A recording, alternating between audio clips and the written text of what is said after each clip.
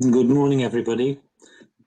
My name is Ian Walker, and I'm the manager of the Jobs Group in the World Bank, and it's my pleasure to welcome you to this webinar on preparing students for the workforce, where we're going to introduce the IFC's Vitae initiative. The event is co-hosted by three entities from within the World Bank Group. Firstly, Core HEG, which is our higher education network in the World Bank. Secondly, the Skills Global Solutions Group, which is a community of practice that supports over 300 members with evidence-based solutions to improve skills development around the world. And it's co-led by the Education and Social Protection and Jobs Global Practices. And thirdly, Solutions for Youth Employment, which is a multi-stakeholder coalition which brings together private companies, impact portfolio partners, and enterprising global youth to provide leadership and resources for action around employment for young people, getting young people involved in productive work. So those are the three co-sponsors of the event. The purpose of the event is for the IFC's Vitae team to share the way that they're helping higher education institutions to improve graduate employability. The presentation will be done by Mohammed Ali Khan, who's known as Mac, and from now on for the rest of the seminar will go by the name of Mac. And it will focus on what higher education institutions need to do to ensure that their graduates get satisfying employment. After Mac presents, we will have two discussants, Michael Webber and Romina Miorelli. I'll present them when we get there, so that it's fresh in your mind before they speak. And then there will be a discussion which will be moderated by Nina Arnhold. Before we learn more about Vitae, I want to just make some brief comments about why this is so important. Why in particular employability is gaining in importance in the World Bank and the IFC's engagements. Tertiary enrollment is growing exponentially in the world. The statistics are absolutely amazing. Between 2000 and 2015, global tertiary enrollment rose by about 40%, from 100 million, well over 40%, from 100 million to over 214 million, 140%. And it's projected to reach 470 million by 2035. So from 100 million in 2000 to 470 million 35 years later. And most of that growth, 85% of that growth, is happening in emerging markets. The upward trend is driven by population growth, by urbanization, by geopolitical shifts, and by technological change, the revolution in technology. But there's still important gaps in the corresponding market. Apart from the fact that 20% of the 1.3 billion youth in the world between 15 and 24 are neither employed nor in education. That's one big gap that we talk about all of the time. Another gap that we talk about less is that 57% of graduates fail to get jobs in the speciality that they've trained in. And I was reading this morning, some of you might have seen it in the Financial Times this morning, as an article on with data from the British Statistical Office on what's called over-education, the proportion of people in the UK labour market whose educational qualifications are above what are required for the job that they're doing. So this is a really important phenomenon. People are getting tertiary qualifications, but they're not getting the jobs that those qualifications are supposed to connote. On the other hand, and at the same time, 54% of employers say that they can't find graduates with the right skills. So this begins to sound like a mismatch problem. Solving the disconnect between what students are learning on the one hand and the needs of labour markets on the other is therefore emerging as one of the huge challenges of education in our time. It also represents an opportunity for individual educational institutions. There are 19,600 accredited higher education institutions globally, and that mismatch gives them an opportunity to go beyond the simple achievement of academic excellence and to embrace employability as a goal that their institution should actively pursue. These problems, as we all know, have been further worsened by COVID, creating another recession class of graduates, this time the Corona class of 2020, which will come out of school and not get jobs along the lines of what they've been hoping for. That happened before in the 80s and 90s and following the 2008 recession as well. And we know that the students who are in that situation are likely to suffer lifetime effects in terms of lower earnings and worse job prospects. So having a better understanding of the employability landscape can also help them to address the challenges that they face. So the IFC's education strategy is predicated in that context on investing in quality education and training to strengthen human capital and enable people to prosper and be productive in changing economies. So as we look to the future, the stakeholders are considering a broad range of issues, including the skills gap, the alignment of curriculum with labour market needs, the linkages between employers and higher education institutions, the possible role of digital internships, and other ways to deal with skills mismatch. It's in that setting that the IFC has developed Vitae, an employability tool which aims to help higher education institutions to assess the quality of their current employability services. Most higher education institutions do have departments that aim to place their students in jobs. The question is, how good are those services? How well do they do that job? Vitae will help higher education institutions to identify what they should do differently to ensure that their students get satisfying employment. The idea is that an improved process will unleash a virtuous circle where institutions can, in the first place, attract a more ambitious student body, and at the same time, and related to that, be able to attract higher quality teaching staff, and at the other end of the production function, if you like, a stronger alumni base, which helps them to achieve long-term institutional growth. So that's the framing for the event. Now let me turn to our presenter, who I've already told you is from now on just known as Mac. Mac is a senior education specialist in the IFC's global education team. He works on evaluating investments in private education in emerging markets.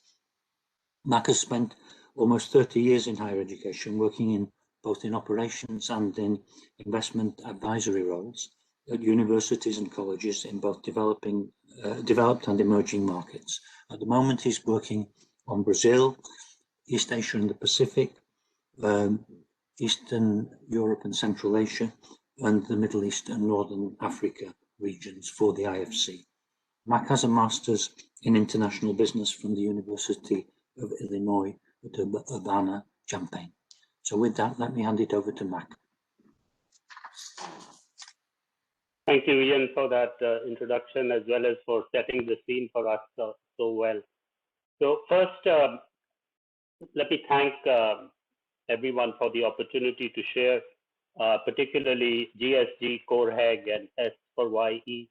I particularly wanted to give a shout out to Michael Weber, who a few months ago had reached out in the context of the jobs newsletter, and I think that sort of started the conversation around Vitae. And on the IFC side, we have been thinking about socializing this with our World Bank colleagues for a while.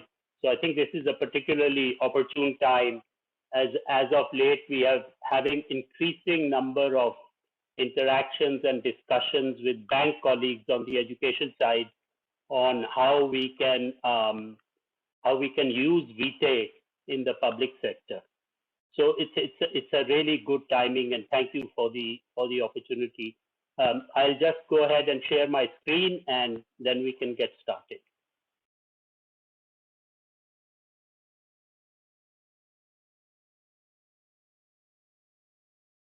So hopefully everybody can see my screen. Yes, we can, Matt. That's fine. Please go ahead. Okay, thank you. So I thought what might be useful for this particular audience, as maybe everyone is not aware of what IFC does, is I'll just walk you very briefly through IFC's kind of approach and footprint in education, and then after that we'll proceed to a discussion on employability. So a couple of years ago, we had a real deep dive exercise in which bank colleagues were also involved. We got considerable amount of input from them, but we ended up with an approach which was endorsed by the board in late 2018, early 2019, and it consists of these three pillars. And rather than spending a lot of time on going through all of them, I would focus your attention on pillar 3, which is really the bread and butter of IFC's education business, which is tertiary education. So way back then, we had already identified employability as a strategic objective that we wanted to work with our clients in tertiary education to help them to become better at employability, and also try to influence the space through this development of these tools and try to promote best practices and higher standards. Obviously, we have a deep interest in lifelong learning as well, because we invest in so many diverse sectors of emerging market economies, and really youth employment, employability, skills development, it touches all of these sectors. So we have a continuing and active interest in that.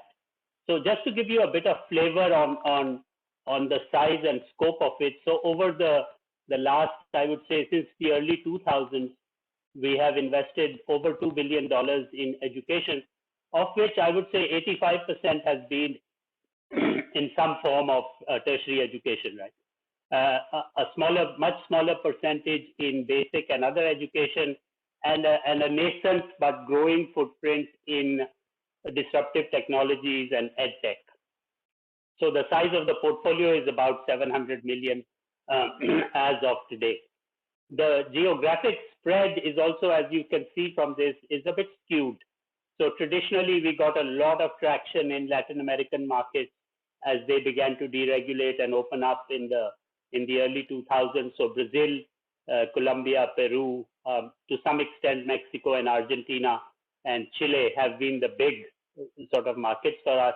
But then of late, we increased our focus in East Asia, with China leading the charge as they began to deregulate and open up their higher education system. We found a lot of investment opportunities, and so currently we have almost half of our higher education portfolio in East Asia, particularly China, but also other countries like Indonesia, Philippines, Vietnam, and some small investments in India as well.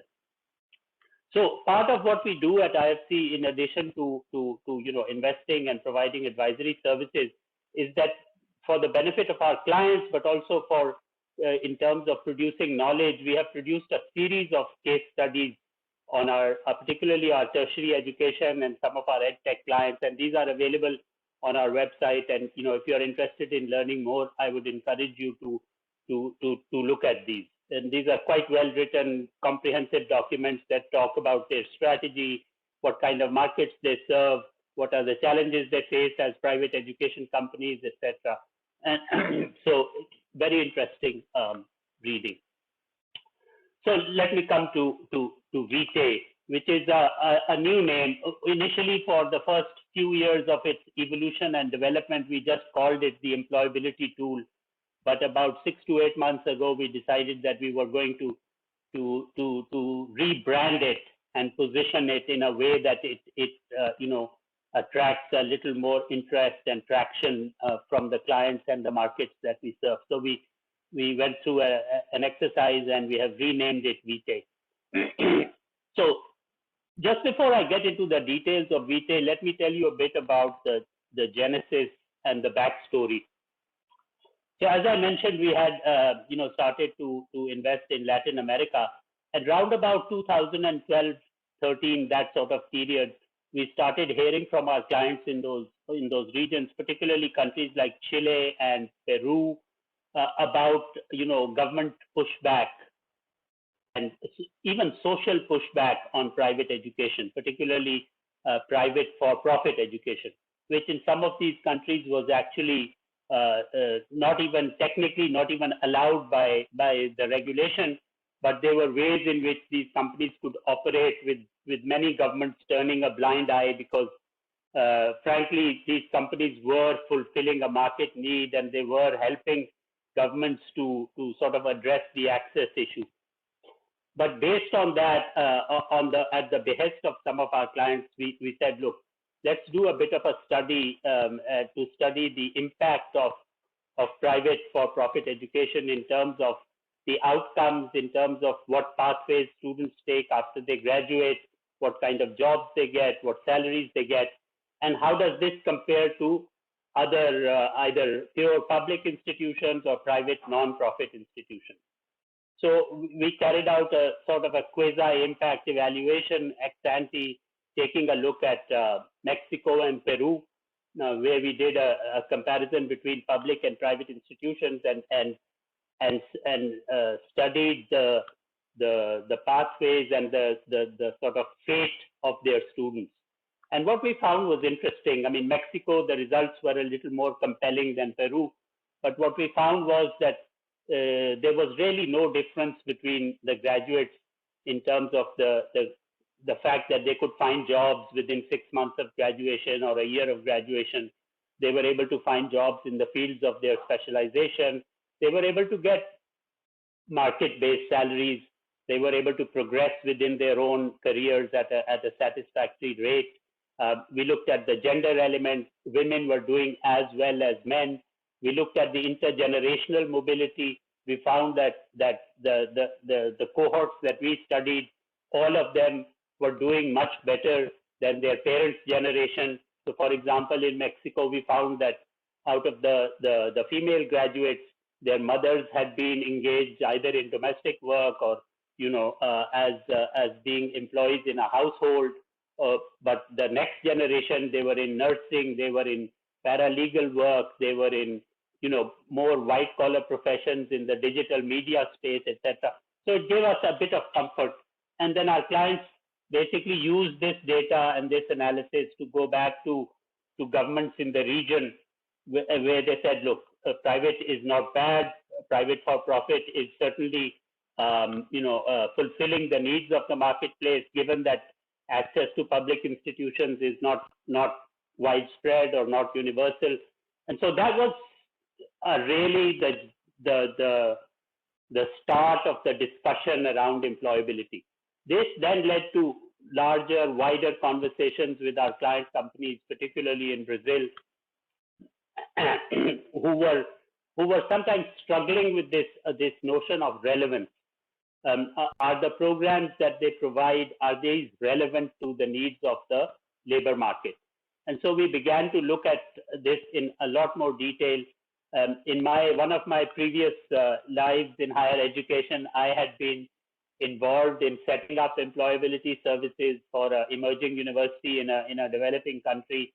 And so I had quite a bit of operational and practitioner experience of doing this from seed to, sort of bringing it to a stage where it was a fully mature operation. And so we decided to use that along with the rest of the education specialist team, input from clients, obviously. We talked to World Bank colleagues. We talked to global consulting firms that are active in this space, like McKinsey. We talked to employers in developed countries as well as in emerging markets. And finally, we talked to educational institutions. So some really leading universities like Waterloo in Canada and Carnegie Mellon in the US, who have really a lot of experience in doing these providing these types of services. And based on that, we came up with a prototype version, which we then said, okay, we need to now test this in the real world. So we took it out into our client world. We piloted these the employability tool in about 7 countries across the world, basically covering every region. And we got a lot of good feedback from them. We were able to tweak and refine the tool. And then I think about a couple of years ago, we decided to roll it out on a wider basis. So that's since, I would say, since 2019, the Vitae has evolved much further, because now we are really going to the next level in terms of providing customized advisory support, promoting best practices. So how do we do this? So the first step obviously is that we ask the client to do their own sort of internal self-diagnosis and assessment. If you think about it in very simple terms, the Vitae is a diagnostic tool which assesses processes rather than outcomes. But based on these assessments, supplemented by the qualitative work that we do to validate the client's own assessment, we provide a debrief to them, we provide recommendations to them, which they can then begin to implement to improve their employability services. And right now, in terms of the customized advisory support, we have also created a toolkit which they can follow. If they want to follow up, they can use the toolkit to look at specific aspects of their employability service structure. So, for example, if they are weak in terms of having a career office, a career services office, or engaging with the alumni, or having more productive and robust linkages and relationships with the labor market, our toolkit will provide them a guide in how to go about this process. And then, if needed, and I can talk about this in more detail later, we are now also in the capacity building business.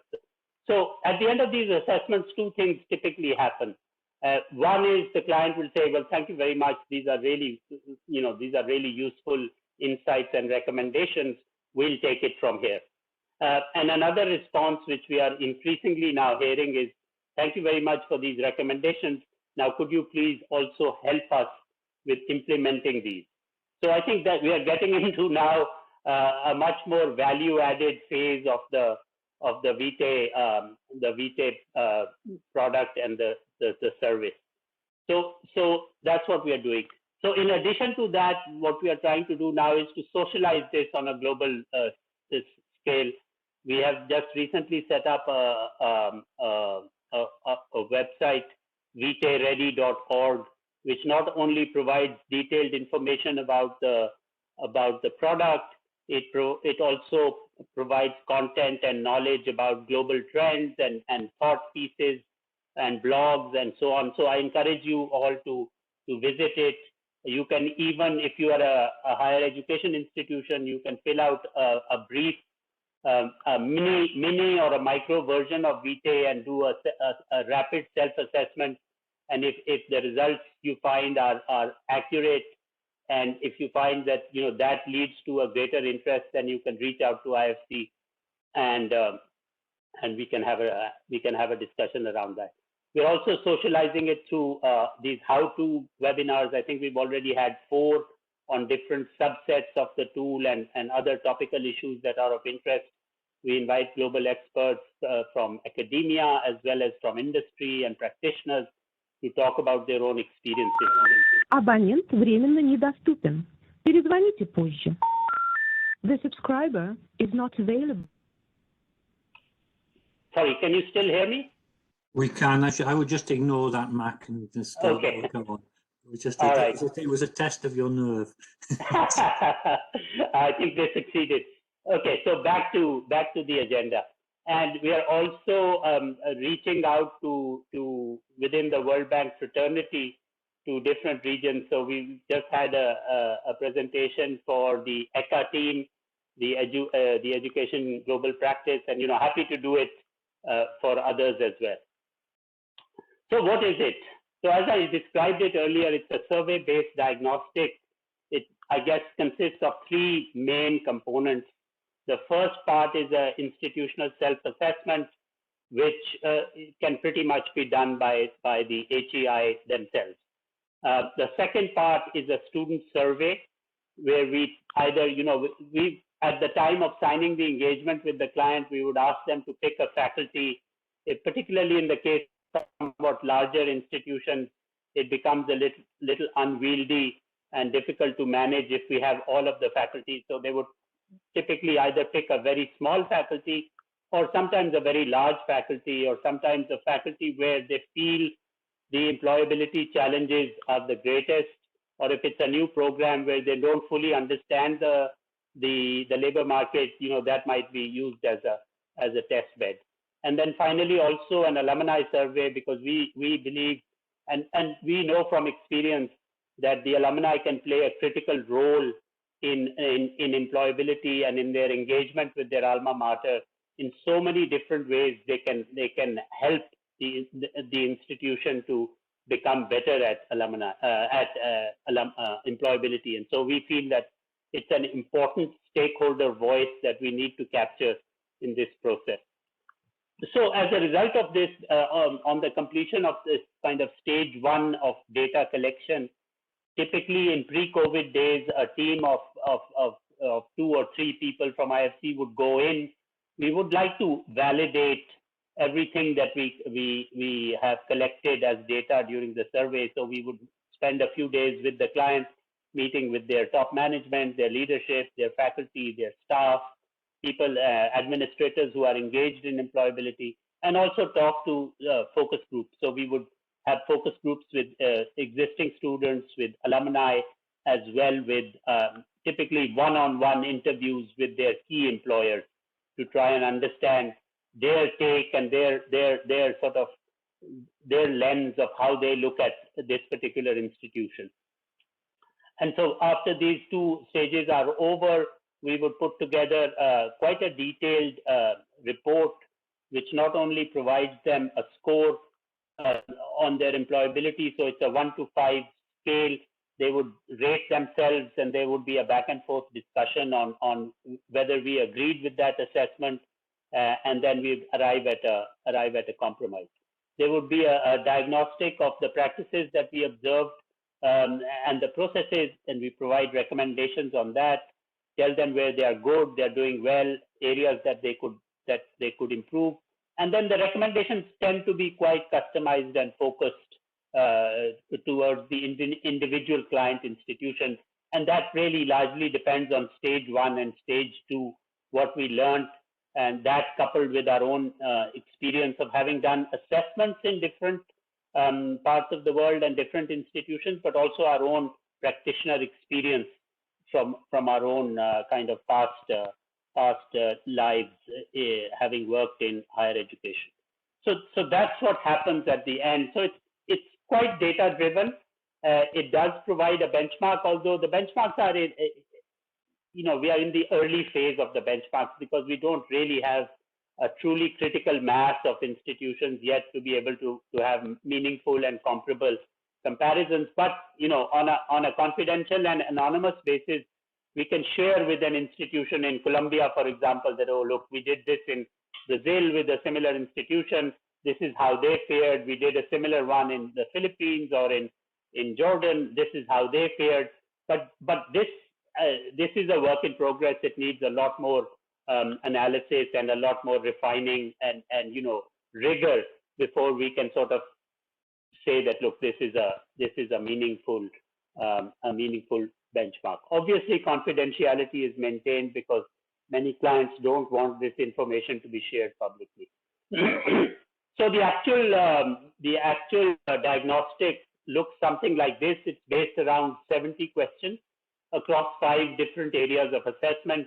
We want to start at the top level of the institution to see if the vision and mission of the institution aligns with, or at least makes mention of, employability as an objective, whether the board, the trustees, the senior leadership has a commitment to say, look, one of the objectives of us producing these well-trained graduates with credentials is to make sure that they transition into the labor market seamlessly. A second point is obviously to look at the structure and the infrastructure that delivers on these services, and that's typically through career services. Different universities or colleges might have different names for these offices. So how are they staffed? How are they funded? Who do they report to? Do they have visibility within the organization? Do they cut across the university? Because universities are diverse places offering, multiple disciplines. And do they have access to data as well? What is the range of services that they provide? It could be as simple as helping students to prepare CVs, to finding them internships, to inviting employers on campus, to a whole range of technology-based solutions that are now available. So, the more advanced universities have set up digital platforms to provide these services. A third really important piece of this is employer engagement. And I guess 3 and 4 are linked: relevance of learning and employer engagement. So we want them to be able to answer the question, look, are the programs that we are offering, are these aligned with the needs of the employers that we serve? And so, you could have lots of graduates with degrees in history and anthropology and other disciplines, but that may not be what the labor market in that particular country is looking for. So nothing wrong with having, broad-based liberal arts and social sciences programs, but is that going to help the students at the end of the day to find jobs which might be in the IT industry, which might be in particular sectors, hotels, tourism, agribusiness, etc. So the two are engaged. So the two are related. What kind of a network of relationships do you have with employers where your students tend to end up, and what is the relevance of what you are teaching in the classroom? Are soft skills embedded into the curriculum? Because that's usually a pretty high on the agenda of employers. Is subject matter like domain knowledge of the particular sector they are going into, is that included? Are the latest tools in that sector, the technologies, the tools, etc., are students familiar with those?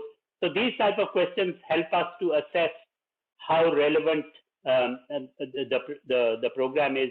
Are there mechanisms, formal institutional structures that facilitate and enable discussion between employers and faculty? So, for example, we have this notion of program advisory committees. Are those in existence? If not, we could help them, think through that process, because ultimately you want employer feedback to come back in a meaningful way, and for faculty and the people who design the curriculum and deliver it to be able to incorporate it as employers can help to inform faculty about emerging trends and which way a particular sector or industry is going. So how do you keep that alive and relevant in the classroom so that when your students come out with their credentials, they feel ready to take on the challenges, and also to work with these new technologies or new needs of the labor market.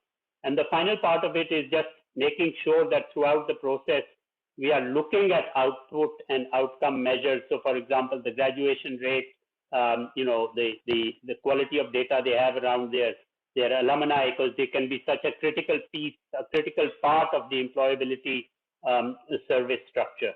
So that's basically what it does. It's not, it was designed very much as an operational practitioner's tool based on our experience.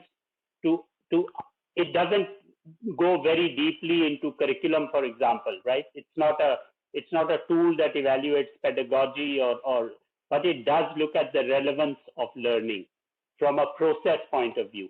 And the idea is at the end of it is to help the client understand that and provide meaningful recommendations. So we've had quite good feedback from the clients that we have put through the assessment process. You can see some of the comments on the right-hand side of the slide, but in general, they've been able to tell us about the strengths and weaknesses, and we have tweaked it a few times. I think we are on like version 3.0 or 4.0. Particularly the recommendations we made on alumni as well as on strengthening linkages have gone down very well.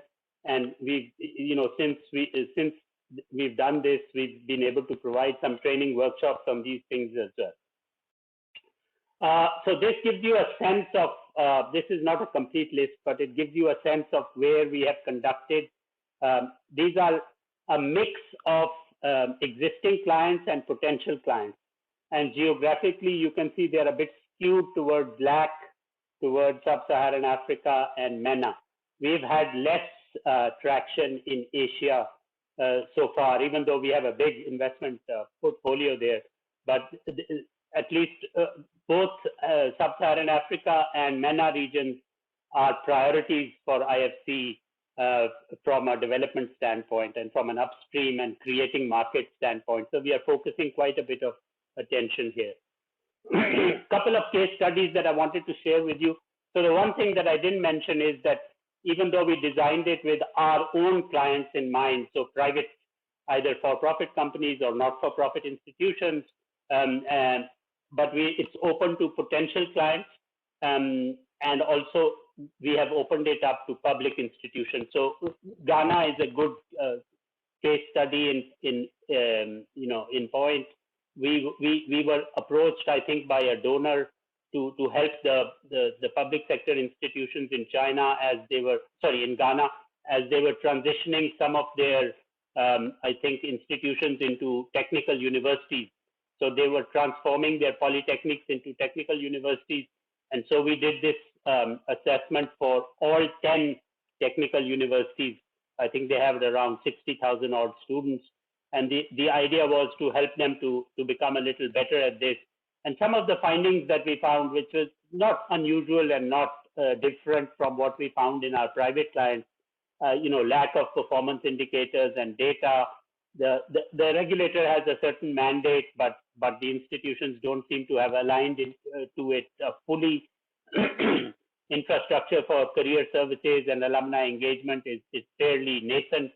And so there are opportunities as these universities sort of reinvent themselves from being polytechnics.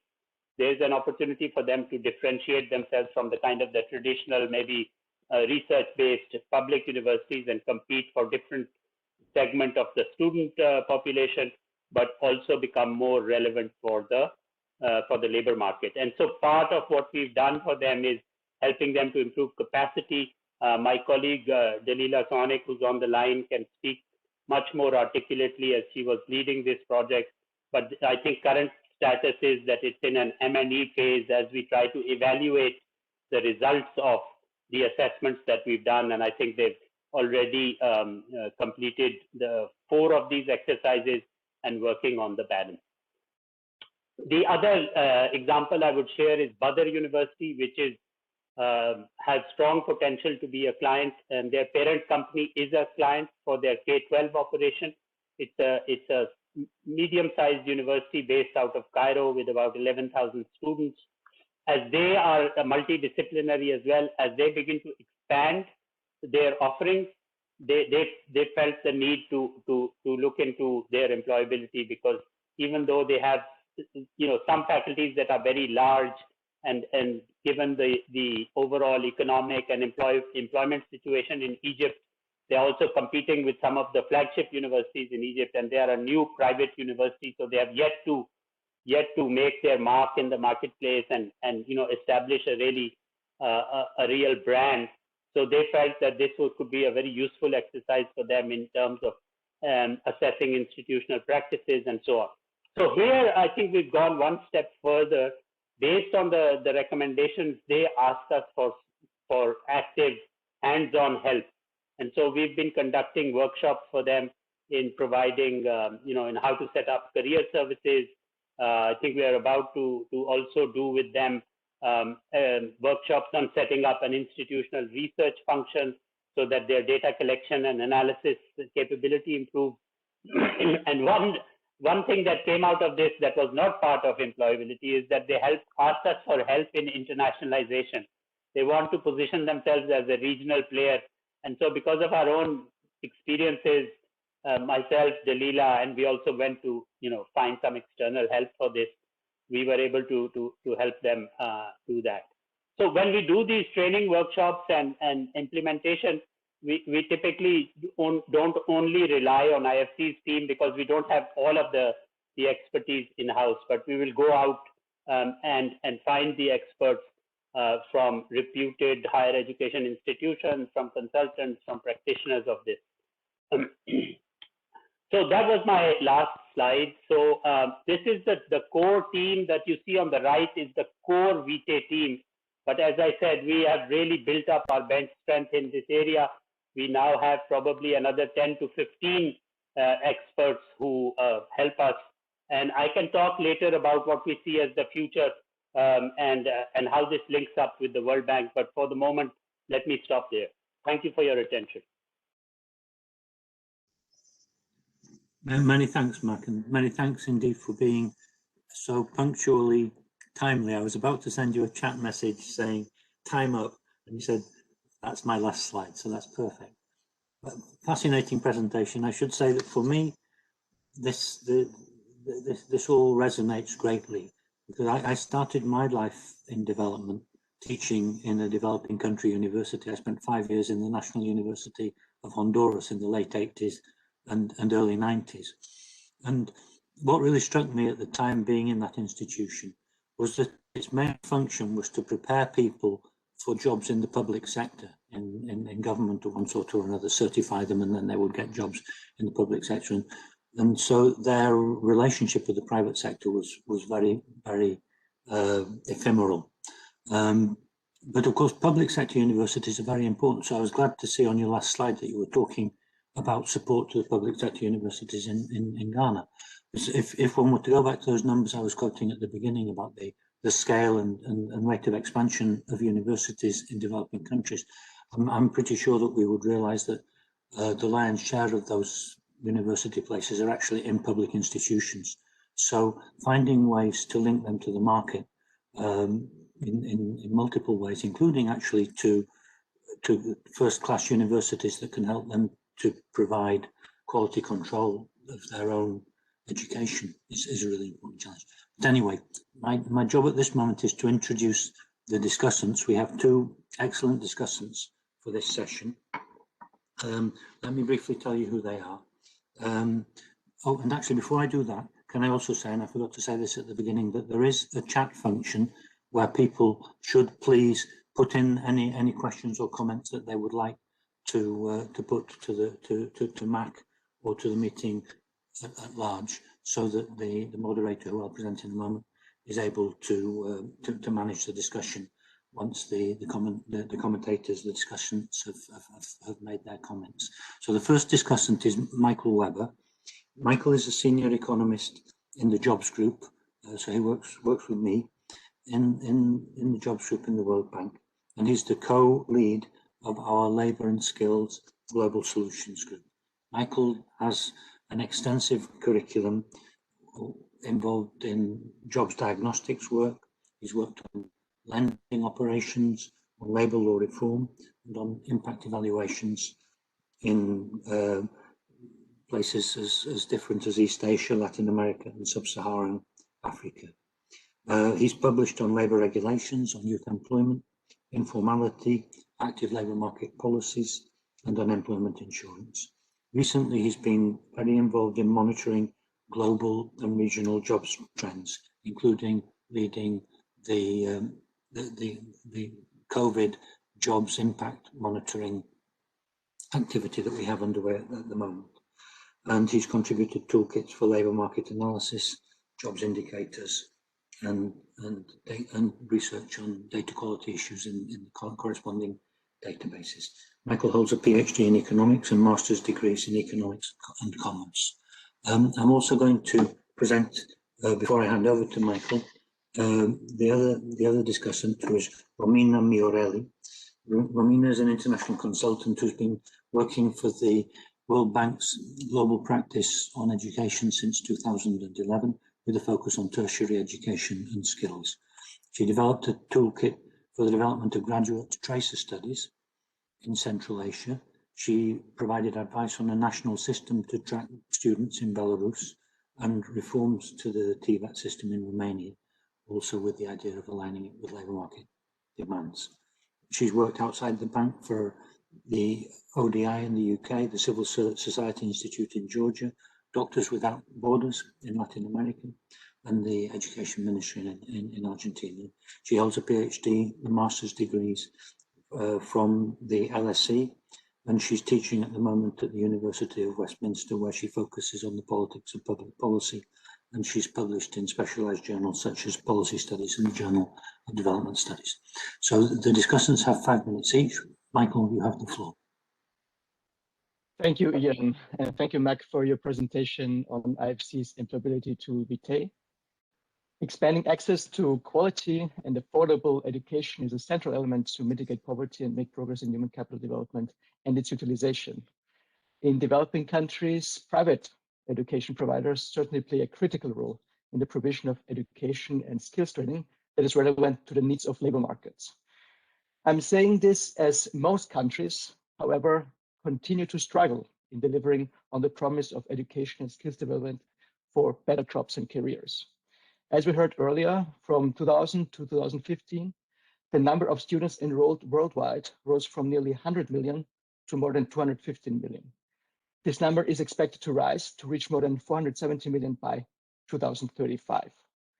So demand is rising, but at the same time, large-scale international assessments of adult skills generally point to skills mismatches, as well as large variations in returns to education across various fields of study, institutions, and population groups. Employers in many developing countries report that a lack of skilled workers is a major bottleneck for their operations. Employers state that this is a bottleneck that is even increasing and affects their capacity to innovate. Just think of South Africa in this context, that in 2019 had the largest share of mismatched workers with skills mismatch rates of more than 50%, combined with productivity levels that are the lowest in a comparison done in a study with 30 countries, including India and Russia. Other studies have confirmed educational mismatch in South Africa. One showed that a quarter of the respondents were overeducated and almost a third were undereducated relative to their education and occupation. COVID-19 has further exacerbated such issues worldwide and led to severe disruptions, including in the provision of higher education, as well as technical and vocational education and training, TVET. At the peak of the pandemic, 94% of students were out of school worldwide. Even by conservative estimates, the resulting learning losses may range from 0.3 to 0.9 quality-adjusted years of schooling. This leads to an expected decline from an average of 7.9 to 7.3 years of schooling in low and middle income countries, according to World Bank estimates. This is undoing much of the progress achieved in recent years on education and skills development. For youth in universities and TVET institutions, the drop in hands-on training, skill certification, and labor market links can reduce employment opportunities for the future, potentially affecting their entire career and income opportunities. Against this background, the IFC's initiative to increase employability with Vitae are very welcome and much needed. Vitae has the objective to help higher education institutions identify what they should do differently to ensure their students have satisfying employment. The current crisis adds unforeseen urgency to such goals and is a call for reform. It also highlights the substantial cost of inaction. I would now like to discuss Vitae in light of 4 key issues that we in the Skills Global Solutions Group see crucial for countries to tackle to improve their skills development. These 4 are: first, access and completion; second, quality; third, relevance; and fourth, efficiency. Let's start with access and completion. Across the world, investments in education and skills development, from preschool through post-secondary education and vocational training, have high returns. Still, provision of equitable access is a challenge in many low and middle income countries. So the question to Vitae team is, From your presentation and website, I learned that Vitae already works with a good number of higher education institutions, especially universities, including technical universities. I only found, however, only a few TVET providers, for example, one in South Africa that I saw on the slide that you're working with. I therefore wonder what your plans are to provide Vitae more specifically to TVET institutions and whether this would have an effect on your business model. Such a move would certainly be welcome to improve employability also for TVET students who in many cases may be harder to serve though. Furthermore, many students who manage to enroll in education training programs do not complete their studies and miss out on obtaining formal qualifications that can dramatically reduce the return on their educational investments made. So I assume, and that's my question, I assume that Vitae looks into dropout rates as part of the statistics of your assessment and also from the service that you conduct. However, I did notice that you do not cover dropout students and also former education providers, education teachers that work with the institutions. So I wonder whether it would be an idea to also look into these groups to improve the assessment, an idea that may be worth considering. Then on quality, many young people attend schools without acquiring basic skills, leaving them unable to compete in the job market. Education institutions and TVET systems in countries worldwide face challenges related to quality assurance. Improving the certification of competencies can help. It is an important field of study.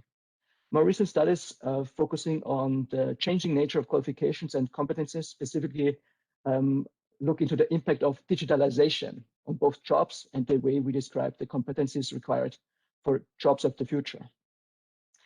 The link between certification and the labor market is therefore receiving more and more attention. My question to the Vitae team is how you explore and provide suggestions on certification systems that are, if they're in place, often nationally determined and hard to improve by an individual provider. Do you therefore also work with educational associations or national governments? And related, do you capture and advise on changes in qualifications and competencies and the subsequent updating of certification approaches over time? I would be quite curious to learn more about that. Then on relevance, higher education institutions and TVET providers can give young people, especially women, the skills to compete for better paying jobs. Nevertheless, more needs to be done in terms of engaging local employers to ensure that the curriculum and delivery of these programs responds to labor market needs. So Vitae as an employability tool has naturally a strong focus on ensuring the acquisition of relevant skills. The question I have is how you balance the skills needs of local employers to those of regional and international employers. So posed differently, which labor market are you aiming for when assessing skills needs for employers? Is it the local, the regional, the national, or is it the international market? Then on efficiency, challenges to governance, financing, quality assurance also impact the efficiency of skills development programs. The resulting unnecessarily high costs can limit opportunities for disadvantaged youth and adults to access these programs. So I wonder whether Vitae looks also at the governance and the financing when doing their assessment and suggest reforms to the education provider. So I'm thinking here of performing assessments and advisements on governance and financing models, for example. While it goes beyond an employability assessment, in a narrow sense, it could help attract more students that then improve their employability and become available on the labor market with better skills. To close, I want to ask you about the involvement of public employment services in the Vitae approach. Specifically in countries with high youth unemployment, these service providers that are often public may have particular insights into the labor market and the needs of employers that Vitae could tap into. At the same time, public employment services are often also training providers and could be a potential client for Vitae itself. So yeah, that was my last question. And so much on my comments. Many thanks to you, Mac, for your presentation and the entire Vitae team for the extremely useful contribution to improve students' employability. Many thanks, Michael. Let me pass it straight over to Romina, who, by the way, has the coolest glasses of anybody in the event. Yeah. You have the floor, Romina. Yes. Thank you.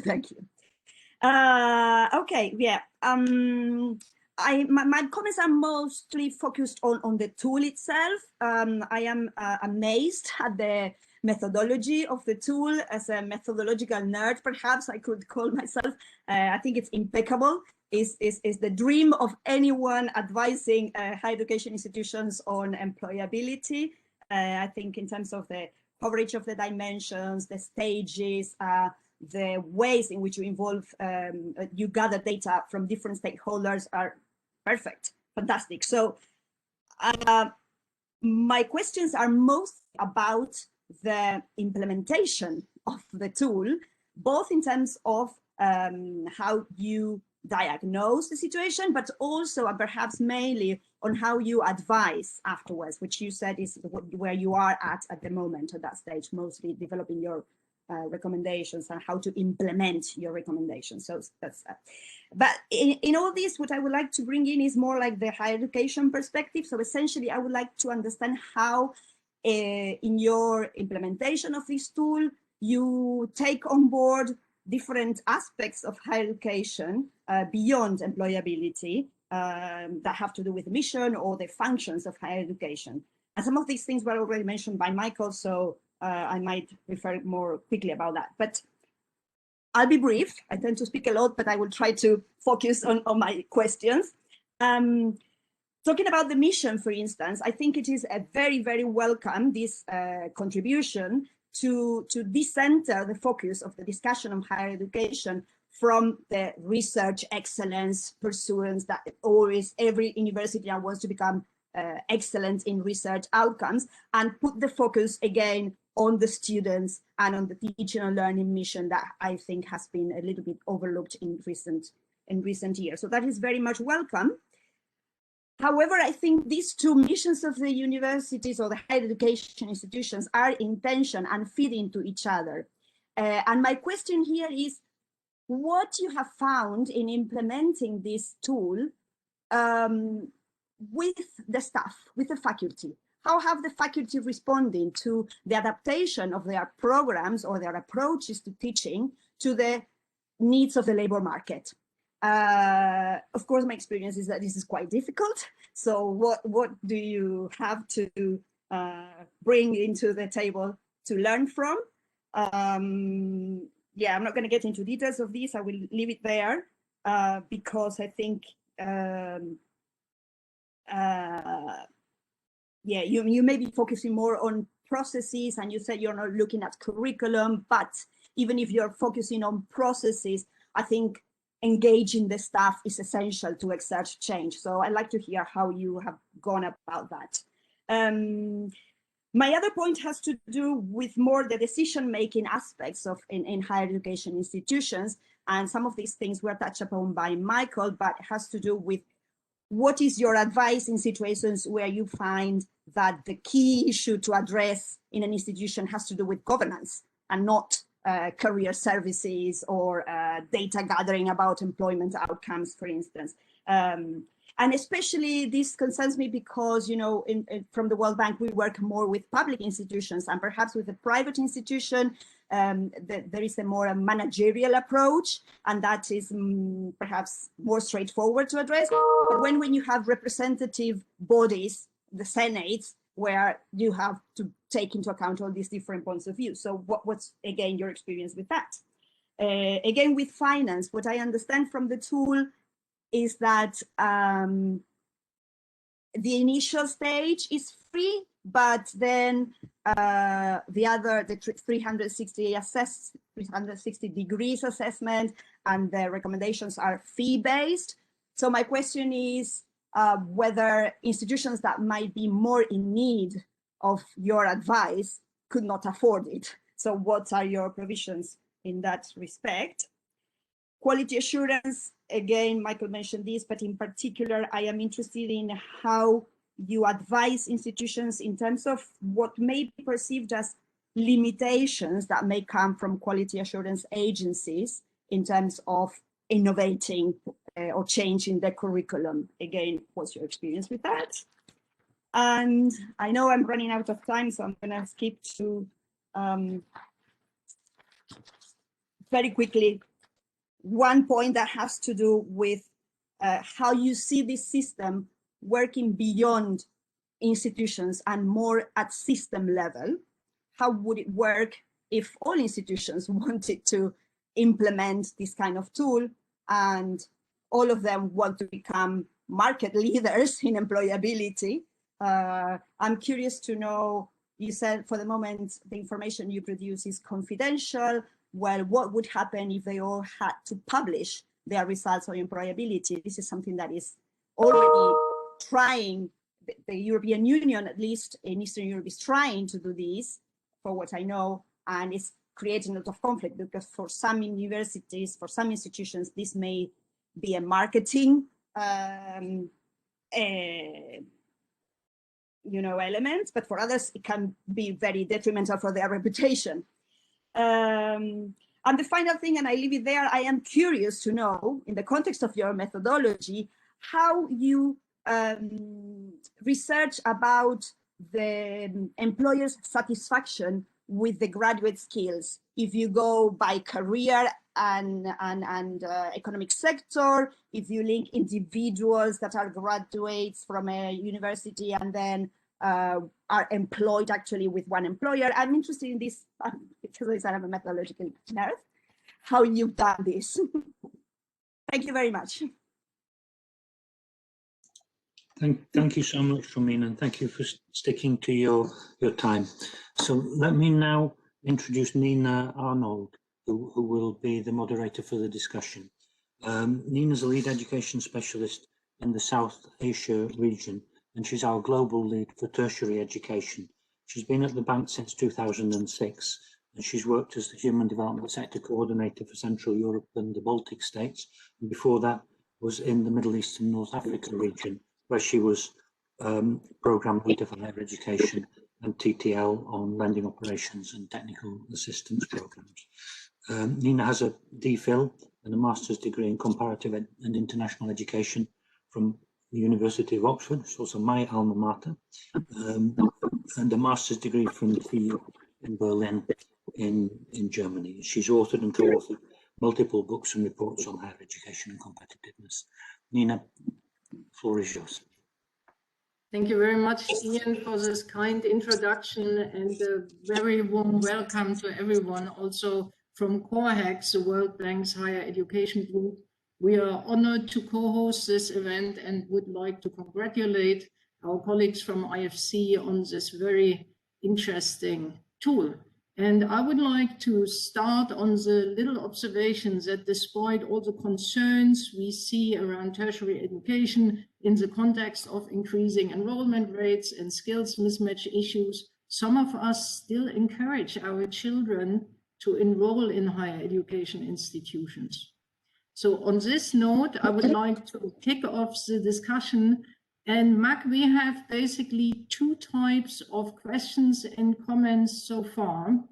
And the first one is around more methodological issues. So we heard about this from Michael and from Romina, and I can quickly talk all of us through which topics came up. And then we have a set of questions also from our audience, which are more practical in nature. And if this is okay with you, Max, then I would bundle the questions a little bit. We start with the methodological ones, and then we move towards the more practical ones.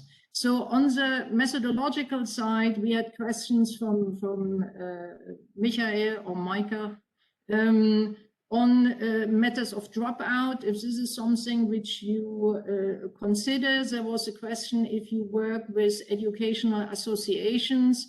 EUA in Brussels might be a particularly interesting one because they have an institutional evaluation program which can focus on employability and a similar way of proceeding. So it might be interesting to compare notes there. There was a question of which labor market. Is it the international, the regional, or the local ones? and how you look into matters of governance and quality assurance, and also a question of connecting to employment services. From Romina, we got the question how the mission of the institution is reflected in the process. I take out some more practical questions from you, Romina, but there are some considerations around quality assurance, and I think this goes two ways. One is actually, do you look at the quality assurance of institutions, but maybe there's also a dimension of your own quality assurance of your outputs. So this is maybe something which could also be addressed. I would leave it like this. Maybe from Romina, also the question on employer satisfaction, how you go about this. And then I would close this bag of methodological questions, hand over to you, and then we do a second round of more practical questions, if this is okay with you, Mark.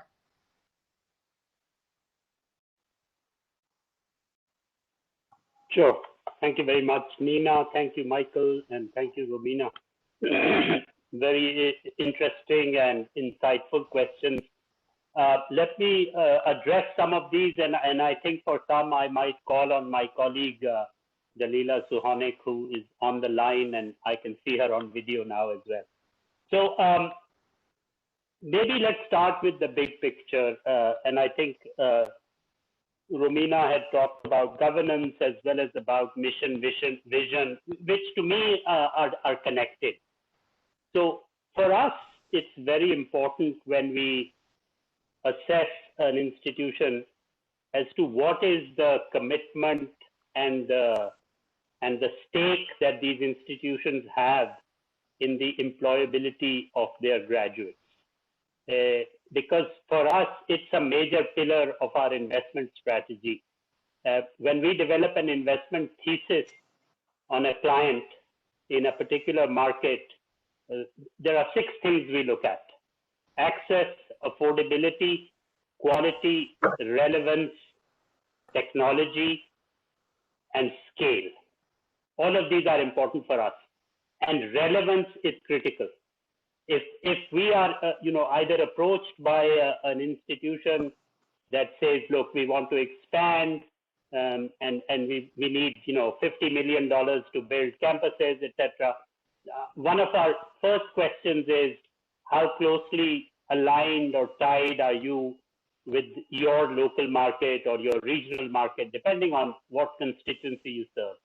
And if the answer is not particularly encouraging or satisfactory, it's something that we may walk away from, because that doesn't fit in with the wider IFC agenda, and certainly not with the wider bank agenda of reducing poverty and shared prosperity.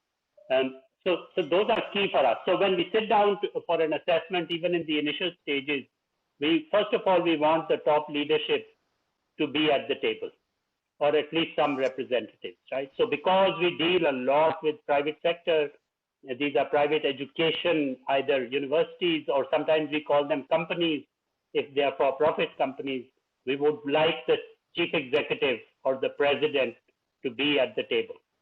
The second is we want the chief academic officer, the VP academic, or the provost, depending on which jurisdiction you are in, to be at the table.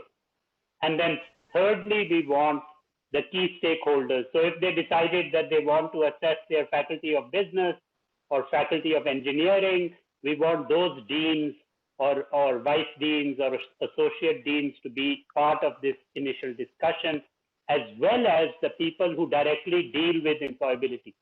So it could be the director of career services. Data is so important, and so we would want, if there is a formal institutional research function, we want the head of that, the manager or the director, to be part of this discussion. So we want all the key voices at the table, and the first thing we ask them is, look, does this align with your mission and your vision? So if they say yes, so we'll say, okay, let's look for evidence, explicit evidence in your vision mission statement Is it part of your charter? Is it included in your mandate? And so on. So we get a good sense of how clear they are, and have they formally articulated it, or do they informally and tacitly follow it, or are they just paying lip service to it, right? So that becomes an important part of the analysis, but also an important part of the debrief and the recommendation. So if one of the conclusions is that, look, everything else seems to be fine, but the top leadership, the governance structure, etc., doesn't really seem to have a clear sense of direction or mandate on this, then we would say that in our recommendations, that look, we think it may be a good idea just for your own internal purposes, but also for external signaling to the marketplace, to employers, that you explicitly state this in your vision and mission statement, and you socialize it internally, so that the deans know that employability is an important part of what we do. So this is not easy. So what, for example, we were talking to a university in Colombia, which is one of the leading universities there, but it is a traditional research-focused university. So talking to their leadership, it's a very different conversation than talking to, I'll give you another example. We have a large client in Brazil, a company that has, through organic growth and acquisition, they now have 250,000 students across a network of about 30, 40 campuses across Brazil, right? When we debriefed their CEO, the first thing he said is, this is so useful, I would like you to convene another call like this, so I can invite 200 to 300 of my top faculty. I want them to listen to this, because this is so important for our, he said, this is important for our business. It's a part of our strategy. We need to be relevant. This is what we do. This is what we sell ourselves on. Why do students come to us? Because they know that after having been through an education with us, they will be able to find jobs. Now, this university, it's not USP, right? It's not Sao Paulo. It's not the top public university. But if you look at their rankings according to the accreditors and the ministry, they are pretty up there at the top. So the top ranking in Brazil, according to MEC, is a 5. And many of their programs are at a 4. There are no private universities that have a 5 ranking in Brazil. So that gives us a bit of comfort on the quality as well. But on the governance side, that's what I would say. It's a key part of what we think leads to success in this. And then it must be reflected and articulated in the company's or the university's mission statement and so on. The other question that Michael had, which labor market? So Michael, predominantly the tool aims at the domestic market, typically, because most of our clients tend to be operating within a national framework, or sometimes even a sub-national market, right? They might be serving the needs of a province, or they might be serving the needs of a city even, a large metro like Sao Paulo or Beijing or somebody like that. So we haven't really delved into this in a great deal of detail. My colleague can add to this if she thinks differently. But, on principle, there's nothing to stop us or stop our clients from looking at markets outside. So nowadays in the gig economy and the freelance economy, geography is becoming less relevant, right? So we have a client, for example, in one of the edtech space, a company called Andela, which operates out of Nigeria. They produce, people with coding skills, and they work for companies like Google and Amazon and Facebook. And so there are these young Nigerians and young Kenyans being trained there, but their jobs are not in Africa. Their jobs are global. But because of technology and platforms and easier, internet access, this is now possible. So if we were to work with Andela, that would be an example of a company that has a global purview. In terms of you asked about educational associations. We haven't done a lot of work with educational associations. We do talk to them as part of our investment analysis, particularly when we are looking at sector level investment. So if we are looking at trying to develop, let's say, the hospitality and tourism and hotel management sector in a country, we would definitely want to talk to the industry association.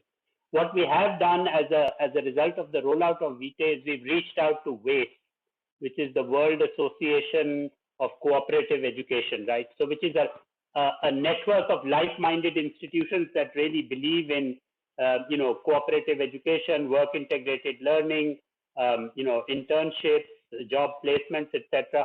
And through that network, I think we will find a lot of traction, a lot of similar ideas and approaches. So this is a mix of public and private institutions. Again, Dalila can speak a little more authority on this, but that's what we are trying to do. Although in principle, there's nothing to stop us from interacting with these educational institutions or accreditation bodies. I think in Ghana we have done this, but in most other countries we haven't. I think one of the things it pains me to interrupt you. However, it would be fantastic if we could have a second round of questions. So maybe if you could pick two of the points which Romina has brought up, maybe how the mission is reflected. You already talked a little bit about this, the point on QA, and then we have a very quick second round, and then our time, unfortunately, is already up.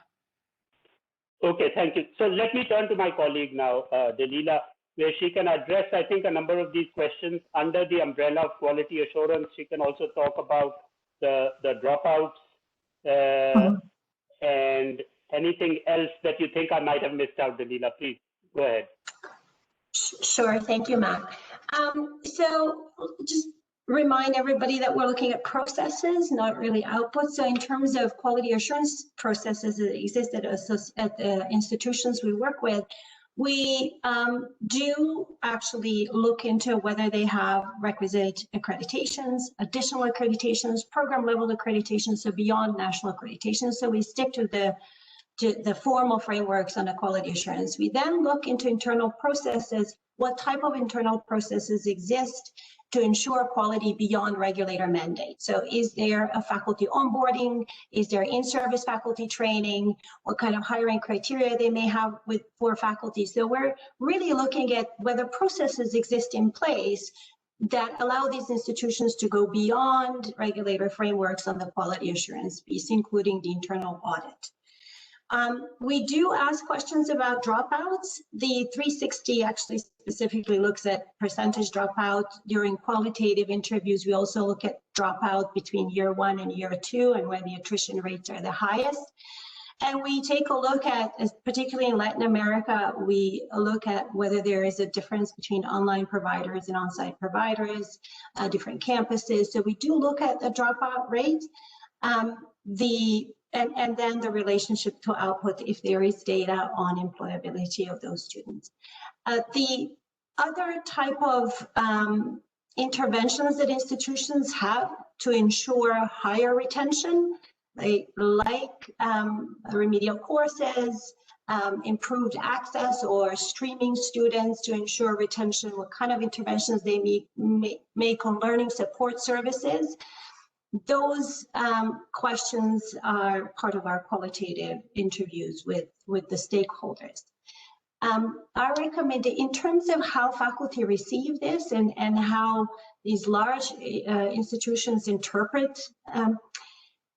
It's diplomacy. So sometimes a lot of the times we try to stick to being very transactional and looking at practices and processes rather than being prescriptive and saying this is what you should be doing, and having faculty own this in terms of how they want to proceed and what others are doing, where the best practices or good practices are, so that process is owned by the university rather than prescribed by an investment bank. The other parts on the quality assurance, and I know I'm running out of time, there is, you mentioned TVETs and whether we look at TVETs. We do, actually. Umfolozi was only one in South Africa. Right now we're looking at 50 of them, including centers of specialization. And that's a very interesting process. We're using a benchmarking tool. rather than this 360, so that we can quickly look at the whole sector and make some very quick visual observations just on data on the difference between whether the sectors of specialization worked, which was largely based on a lot of advice coming through a lot of different organizations looking at South African TVET sector. Thank you very much for these clarifications. We have around 10 minutes left, and I would like to transition to the questions which we got from YouTube to honor our audience, and we thank them for all the questions they sent. We cannot address all of them, but very quickly, there are 2 services offered, in fact 3, but let's say there is a benchmarking service which is free of charge, and then there is an advisory service which is for which a fee is charged. Could there be a potential conflict? So this is one question. Second question is about the costs for institutions. So how much does it cost, and is there a special offer? And question number 3 is on the effects. Can we already see any effects that employability has increased? And I apologize to our audience because there are so many interesting questions, but for now I leave it like this. Thanks, Nina. So on the cost, the initial benchmarking exercises that I alluded to earlier in terms of going to the website and basically answering, I think, is it 10 or 15 questions, that's free, obviously. The actual assessment is not designed to be free. The actual assessment, when we started down this road, when we were doing physical visits, it was about $20,000 per institution. In a post-COVID world, because we are doing everything virtually, it's about 12,000. So that's one part. The second is that there are instances where we have access to donor funding. And so it could either be subsidized or it could even, in some cases, be complementary. There are other instances where we look at a country or an institution and we say, okay, this is a flagship institution in this country. It will help us to build reputation in this marketplace. This is good for IFC, so we might do a special package price for the client, right? So, for example, we've used this approach in South Africa, where we felt that it was a country of great interest for us, and so we were a lot more flexible when it came to pricing. The second part is about, you said, impact. So anecdotally we know that it has had an impact in terms of companies and universities taking on board our recommendations and implementing them, whether it's setting up career services from scratch, or improving them, or restaffing them, or introducing new technology, putting in more resources, etc., etc. What we don't yet know that in terms of the causal link between this process and the increase in the placement rate. It's probably early to tell that. But as I said earlier, as we develop this benchmark methodology and the data collection becomes a little more rigorous, as well as the comparisons become more meaningful, we will over time develop that kind of insight and be able to, maybe that's a subject for a subsequent seminar. Two other points, Nina, if you don't mind, while I have the floor, that I wanted to make. So the one I've covered already on fees, but the second one I wanted to make is, when we went down this road and we started looking at countries, and South Africa was a case in point, we picked a flagship institution there, and we thought to ourselves, there's not much value we can add because this institution is so well reputed, it's in good standing. What value will we be able to add with this exercise? And we were surprised. We surprised ourselves. I think the institution itself was surprised that they picked one faculty of engineering, and we did the deep dive and the assessment, and we gave them the debrief, and lo and behold, the deputy vice chancellor said, look, we'd like to convene a formal session with the IFC team The deans were invited, the CFO was invited, the provost was invited, because he said, I want people to listen to this, the people that matter in this institution who are in decision-making roles, because this is important for us. And so now, 2 years down the road, we are going back to them to see if we can do a bit of an M&E and figure out, what recommendations were they able to take on board and implement. I just wanted to add that because in the process, we even surprised ourselves a bit. Thank you. Okay, excellent. 2 questions which are left, which I would still like to ask for a super, super quick answer. One was on the observatories, if you work with observatories or collect data from them. And then there's a far-reaching questions on the connection between TVET and higher education. TVET maybe focusing more on employability in higher education, some institutions focusing more on employability. Do you consider how the sectors are connected and what they can learn from each other in one sentence, Max? That's a tough one. And then, unfortunately, we already need to wrap up. Thank you. Okay. So the short answer on the observatories question is no. We have not. We are aware of them. We are familiar with them, for example, in countries like Colombia, but we have not engaged. And maybe it's something that we can start to do. Your second question, yes, there's a very close, we believe, a close link between TVET and HE. Sometimes TVET can be a pathway to HE, right? And I'm living in a country now, and so is Dalila in Canada, where this is the rule of thumb. Actually, this is the way that this post-secondary and higher education system it's premised and designed on this assumption that TVET is not an end in itself, it's a means to an end, and that it can be a pathway to higher education. So let me give you an example. So in Canada, we have obviously traditional brick and mortar universities, research-based, etc., where people go, they do 4 years, they come out with degrees, and then they might find, look, my degree is in psychology or sociology, but really it's not adequate enough to find me a job in the marketplace, so what should I do?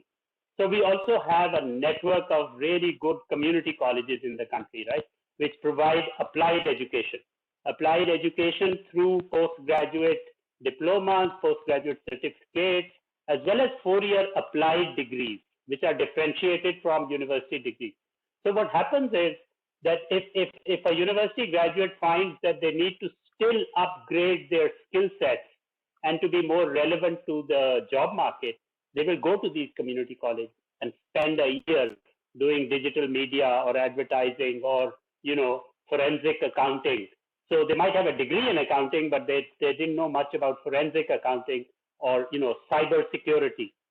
So there's the link between TVET and higher education, right? It's a pathway. It can be, you can go back, you can go forward from TVET into a regular university.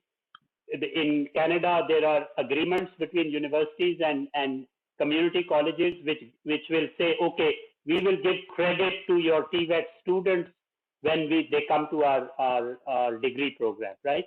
Advanced standing, and it's through formal institutional arrangements. Obviously, you have to be careful because universities in Canada are so autonomous, and so. But it works. This works, and I think this is what we would like to see more of. And I think the employability tool, when we talk about Vitae, this plays a role in this type of an environment. Sorry, it was more than 1 minute, but. Thank you for this excellent answer. And we have some examples of countries where we have this more integrated ecosystem, and we agree that TVET becomes more attractive, where it stops being a one-way road. So this is a topic for another day. Our time is up. I will not even try to really summarize this excellent and deep discussion, just to remind all of us that employability remains a key issue as countries continue their expansion of tertiary education. And here we have a new tool which helps looking into this. I know that there are many additional questions. However, I also know that our colleagues Lucy and Rebecca managed the YouTube chat very competently. A big thanks to Lucy and Rebecca. I think they also posted contact information, and I would encourage everyone to please send their questions to the Vitae team and stay in touch and inquire further. A big thank you to all of you. Thank you for having us. Thank you for having us. Thank you, everybody. Goodbye. Lovely discussion.